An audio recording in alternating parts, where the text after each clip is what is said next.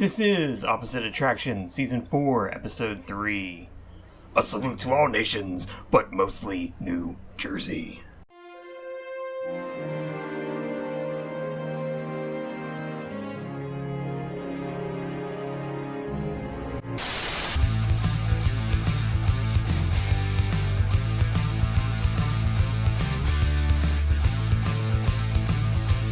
Alright, ladies and gentlemen, keep your arms, legs, and other appendages inside the vehicle at all times, because this is Opposite Attractions. I am your host, Scottye Moore, joined as always by the littlest mouseketeer himself, Mr.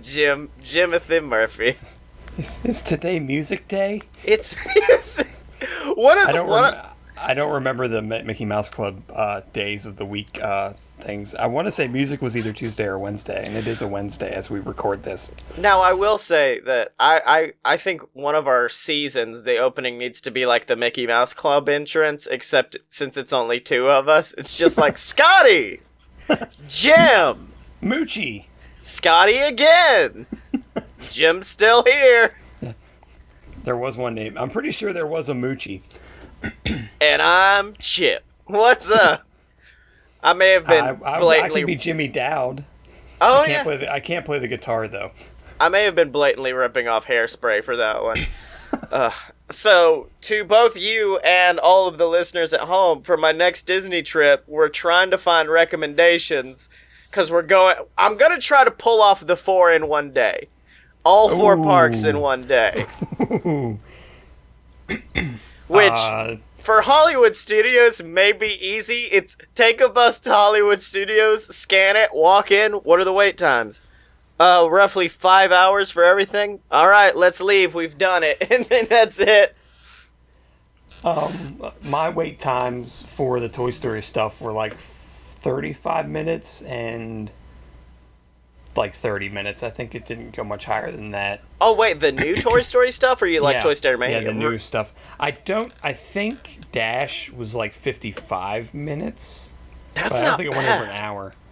That's not bad. I may try to get Fast Passes, because all of our Fast Passes are really early in Magic Kingdom, so we blow through all of those. I, of course, go see PhilharMagic, because I have to every time.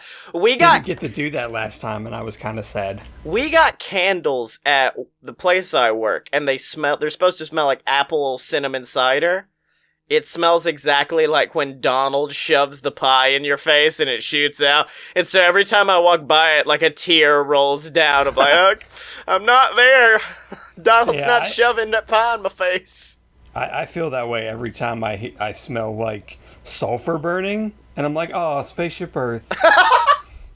Every time I see a house fire, I'm like, oh, Rome.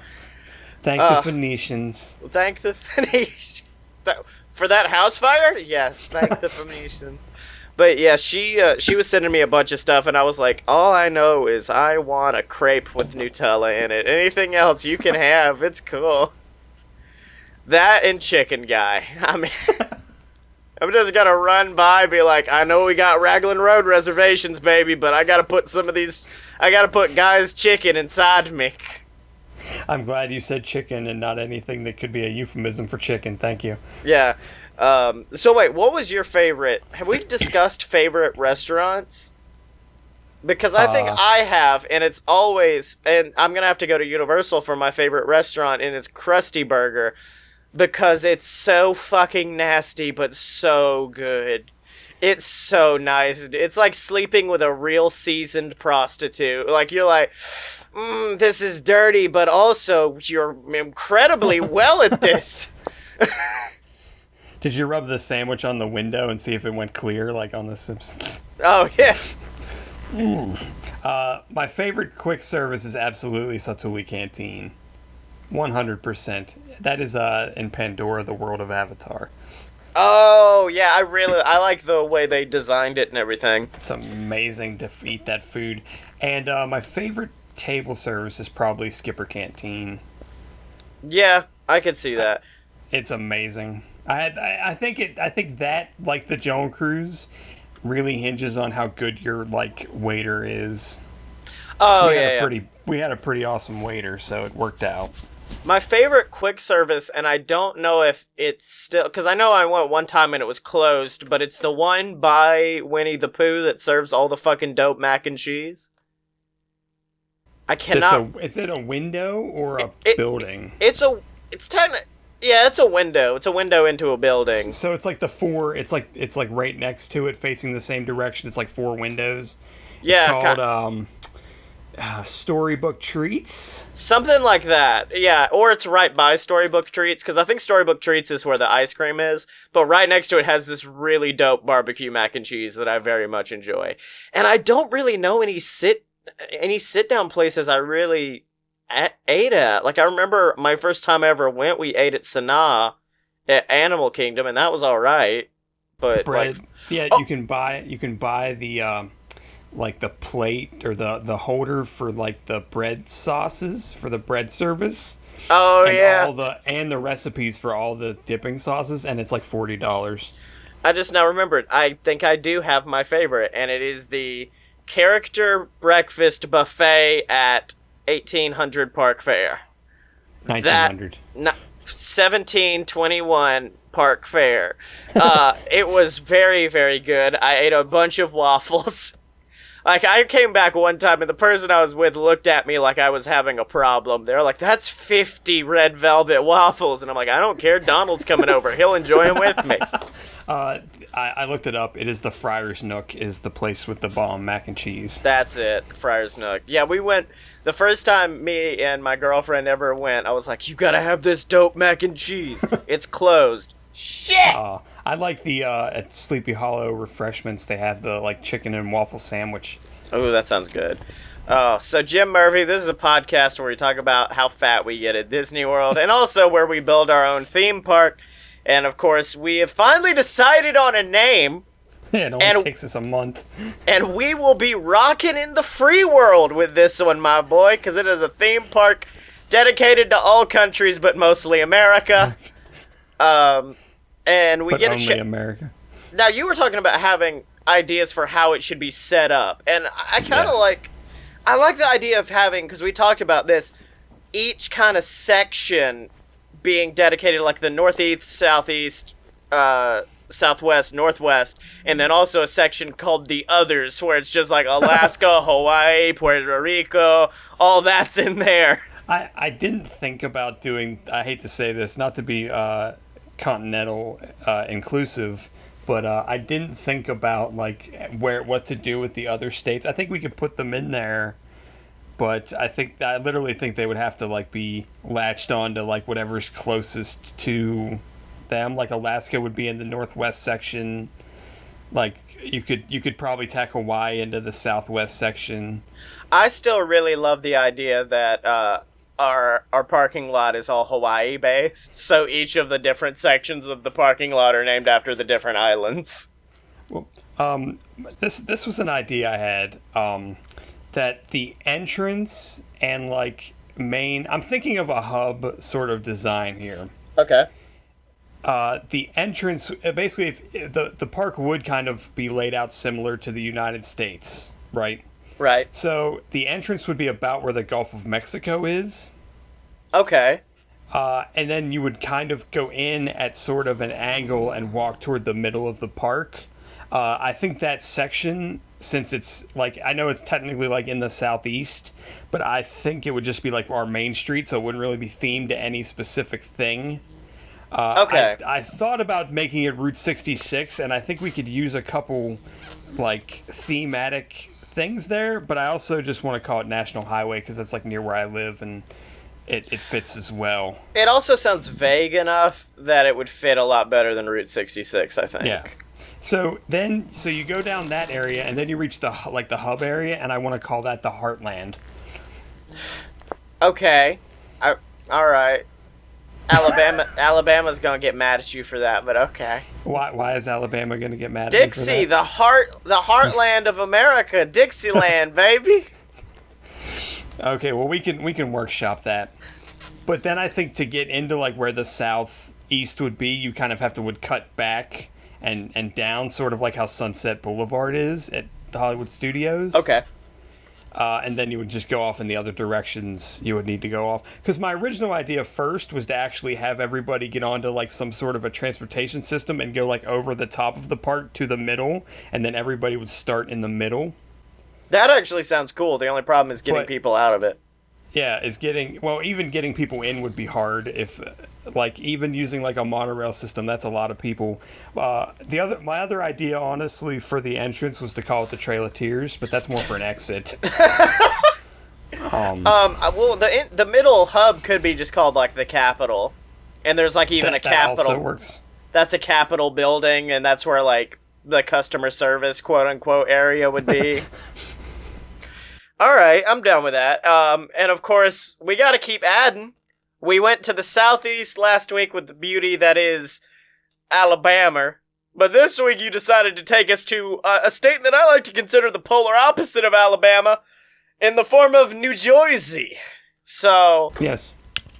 We're a couple of... Yes, kiss her where it smells, take her to New Jersey. Oh, God. We're a couple of Jersey boys this week, so I will give the floor to you, Mr. Jim Murphy. Yeah, okay, so when I think of New Jersey, one thing comes to mind, and that is Frankie Valli and the Four Seasons. And that is why I have done the Tell It to the Rain log flume. What the fuck? No, I'm kidding. I'm completely kidding. I really just wanted your reaction.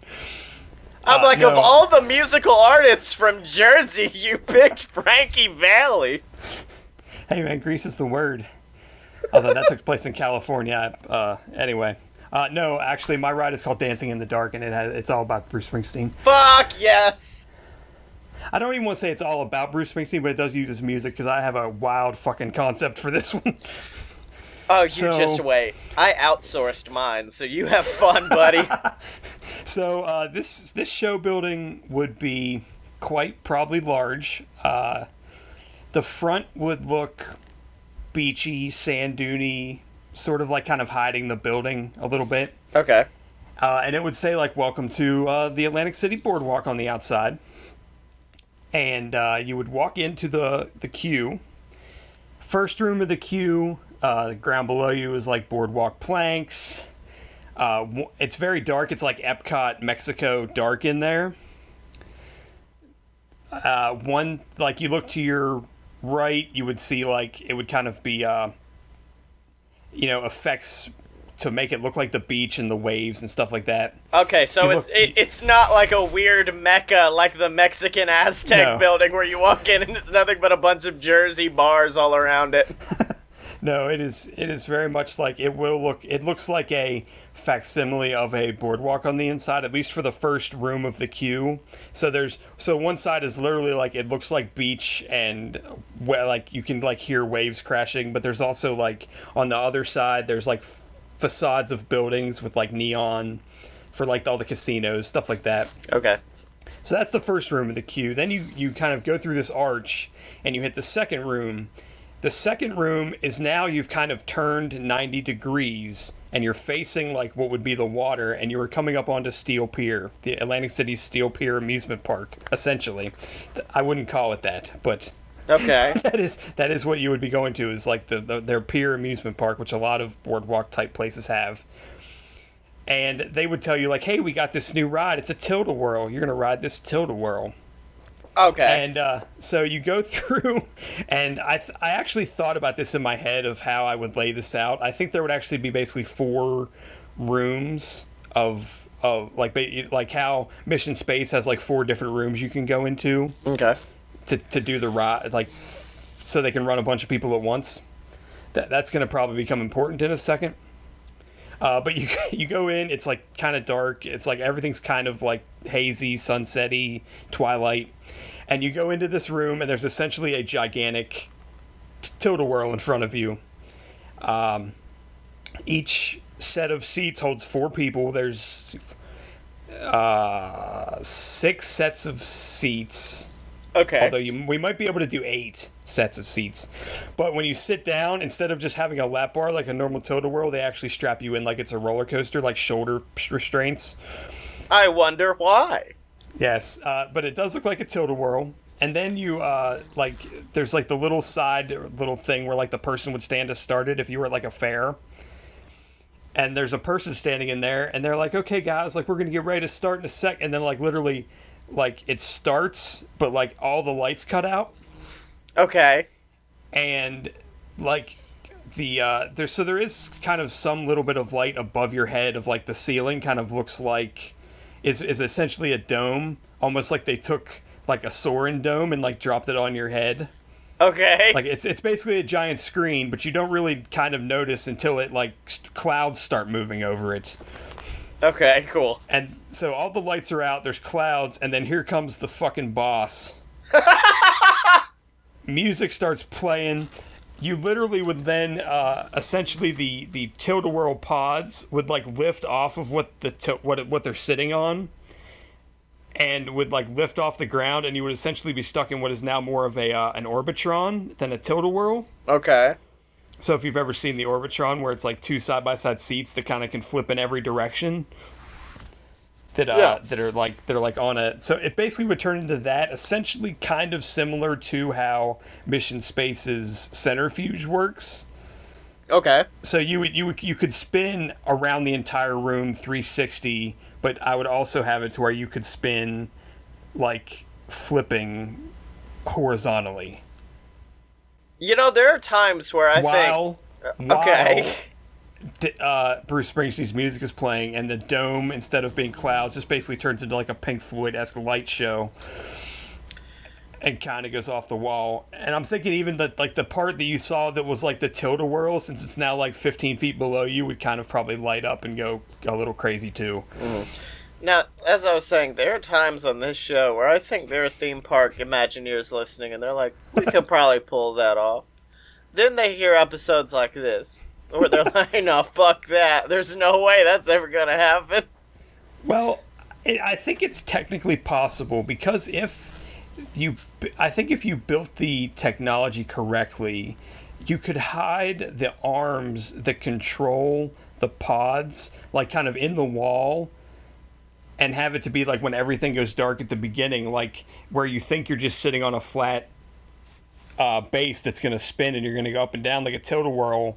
Like when you go dark, like things open up and these arms pop out. So now it is like kind of like the inside of Mission Space if you had ever see it. Yeah. Like while it was running, because that is essentially what it looks like, is a bunch of boxes on arms spinning and tilting and twisting in a circle. You know, in my head, I like to keep a ranking of both our and every theme park ride on how bad of a time would you have if you started riding this while on a lot of hallucinogenic mushrooms. And Jim, you've scored a high 10 that I don't think I've ever seen before. E.T. had the old record of it's gonna fuck you up. But no, this one's gonna destroy you and force you to never listen to Bruce Springsteen ever again in your life. Yeah, I did have an original. I had other ideas using things like Thunder Road or Born to Run for like, but those things don't really, I feel like lyrically and thematically, I don't know if I'd want to ride a ride that was themed after Thunder Road. Yeah, you were like... Or Jungle Land. I did think of Jungle Land. You're like, I should take the ride inspired by a very young Courtney Cox and throw that on here. Poorly dancing, yes. Yes, exactly. Oh, okay, so that's yours. And like I said, I outsourced mine because, Jim, I'm just a simple southern child. I don't know nothing about you northerners or the Jersey. I went to New Jersey only 2 times, and I was like, why are you pumping my gas for me, sir? Just let me do it myself. So, instead, I hired somebody to come on by the name of Jersey Dan. And, actually, hold on. Are you ready? Yeah, hold on. Let me go get Jersey Dan real quick, and he's gonna pitch my Jersey ride. I'll be right back, okay? Okay. Hey, how you doing, Mr. Murphy? It's good to see you, my dude. How you doing, man? It's me, the number one in the world, the Jersey Devil himself, Jersey Dan here. And I'm here to tell you about a ride that's gonna blow your fucking mind, alright? Are you prepared? Are you seated? I am seated, yes. Okay, so my ride is inspired by my nickname in college, which I think you should know. I just said it. Jersey fucking Devil. So this is the Jersey Devil, and I thought it was inspired by a shirt I used to wear. And it said, "You must be this tall to ride the Jersey Devil." And it had an arrow, but the arrow was above my dick. It's a real fun joke. Now that I think about it, it may have some implications that I'm not comfortable with in today's society. But, you know, it's whatever. So, the ride is fantastic. The exterior, it looks like this sick bar me and my buddy Bottles went to back in 2012. I was a fucking freshman up in Atlantic City. I met some girls, drank a bunch of fucking Jaeger bombs all day. Fantastic. Had so many. I woke up in a forest surrounded by mystical woodland creatures. One of them handed me a sword. I still have it. Told me to kill the president of Nicaragua. It was really cool. Anyways, in the queue, you can see the sword. I do have it on display.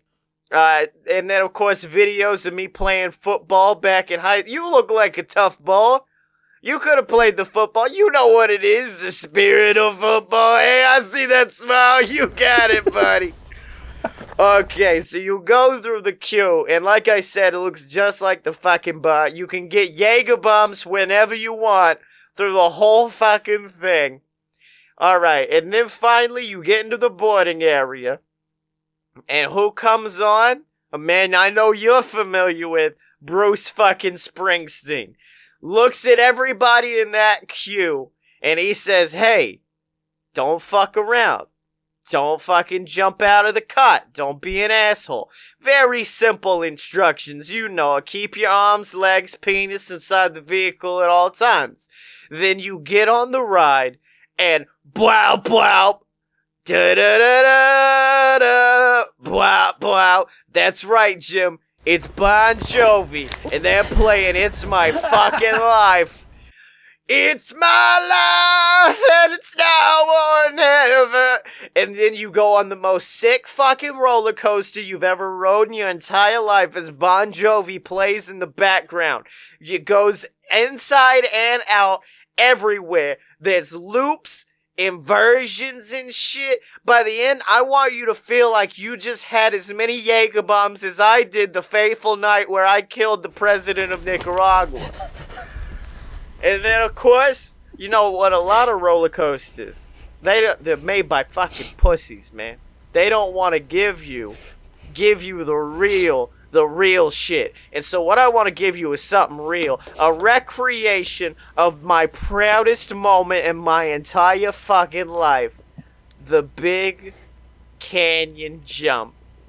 So check this shit. Me and my buddy Toby, we were barreling down the road. We were trying to get some fucking beers back to Garrett's house, right? I looked over at Toby. I said, "Hey, Tobes my goats, what's the shortest distance between 2 points?" And cause he was a fucking math engineer or some shit, he knew straight line. And I knew Toby's house, Garrett's house, was on the other side of this fucking canyon. Hit the brakes, hit the pedal, cranked it over that canyon, made it back to the party. We had beer for the rest of the night. I was a fucking hero, Jim Murphy. So we're gonna recreate that shit as your ride vehicle speeds up and then jumps off the track only to land on another track. And I know you think it's dangerous, but luckily with the moon gravity you're gonna be working with here, it's gonna be What? What is that? What do you mean it's not on the fucking moon? You told me fucking moon, Scotty! No, don't get the fuck... Okay, so there may be some issues with the last part of the ride, but it's already built, so we can't really control anything. Anyways, you landed, shot through the heart, and you're to blame, darling, you give love a bad name. Fucking Bon Jovi ends with "Shot Through Your Heart." You go in, Brendan Fraser's there, he wishes he had a cup of coffee. Fucking gets killed by a zombie. I swear I didn't rip this off of the Mummy ride. It's my completely original idea. And so Then you get off the ride and you enter the official Jersey Devil pub, where there's Jaeger bombs. They are in extensive supply, my boy. You get to hang out. There's gonna be a live band every night, played by my buddy Jones. Jones is the best fucking bassist I've ever heard in my entire life, Jim Murphy. He's fantastic. So he's gonna be playing bass with his band, the Ricket Nuts, and the Ricket Nuts are gonna take that bar down. And also there's a pool. There's a pool so people can do like sick dives off the roof of the place. It's gonna be dope as shit. And also there's merchandise, like with my face on it, and it just says like Ride the Jersey Devil or something. Actually, you know, you should sell the shirt. You should sell the shirt that says you should be this tall to ride the dick thing. You should do that. It's gonna be fantastic. Shirts with like a winky face emoji and the keeping it 100 emoji, all that. It's gonna be cool as fuck, dude. So that's the Jersey Devil, created by me, Jersey Dan. It's only killed like 7 people right now, so I hope you guys enjoy it. It's my contribution. I see there are no more questions. It feels like it was... I had a feeling that it was a very good ploy. This is like Shark Tank.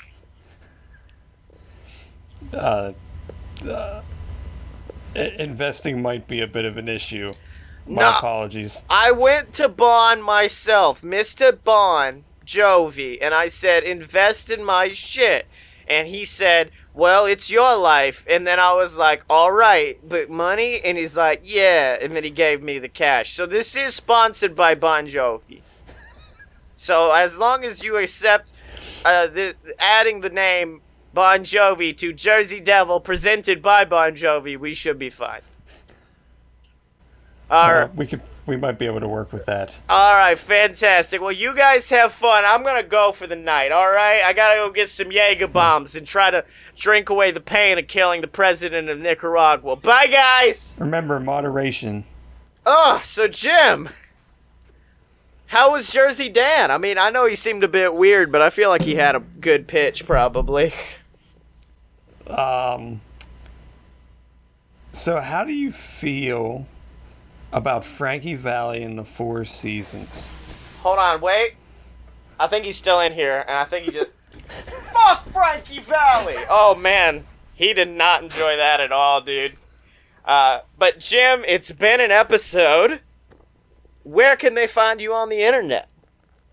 I'm on Twitter at ApparentlySmart, and I've started working a little harder on my board game idea, so if you want to hear about that, hit me up on there. Awesome. And you can find me on Twitter at ScottyMo, SCOTTYEMO, and buy all my books on Amazon, the entire Queasel Corp trilogy, and BS versus the Gods. And oh shit, we forgot to get a challenge for next week, but wait, hold on. Jersey Dan, I need you to come back for a minute, dude. We need a state. Just give us a state we can use for next week. Yo, I went out to Cali once with these fucking girls. It was sick as fuck. We rode some waves, drank a lot of booze. It's really good. All the bombs I can have. Do California, bro. You won't regret it. Okay, he said California, so I think we're probably gonna do California next week.